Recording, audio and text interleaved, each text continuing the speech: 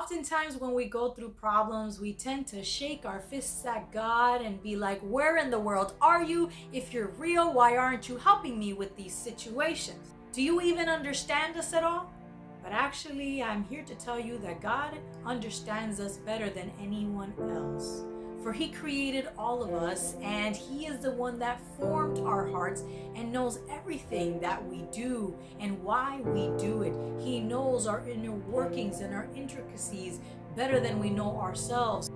But in order to see this in reality, we have to take a look at Jesus' life and really count the cost that He paid on the cross for our sins.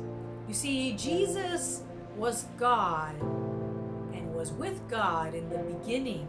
And God created a plan after Adam and Eve had sinned to send His Son, Jesus Christ, down to this earth as a baby in the most vulnerable sense, be raised by two fallible human beings, and in this be raised to adulthood, and then from there actually be subjected to the laws and cultural lifestyles of the people of Israel of that time.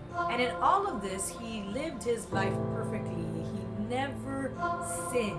He knew exactly how to apply wisdom in every single situation and live the life that indeed we have not been able to live on our own. Then from there, in spite of being perfect, He still decided to become sin, to take on our sins on His shoulders and die on the cross of Calvary on our behalf. That penalty, the wages of sin, is death.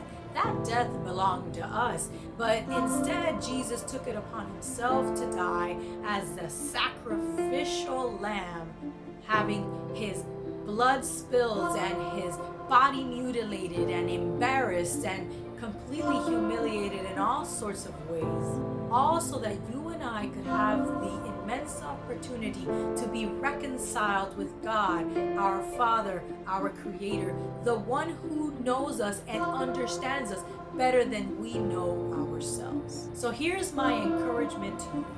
If you have a moment of weakness where you are dealing with so many problems, you wonder, where in the world is God? Does He even understand what you're going through? Take a look at this cause.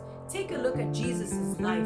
Examine everything that happened to Him and all the things that He did, and the fact that He suffered immensely on a cross, that nails were pierced through His hands and through His feet, that He had a crown of thorns placed upon His head, that He was suspended on a wooden tree for hours in agony because He understood how fallible and how sinful we were, and because He wanted to restore us back to God so that we can live righteously.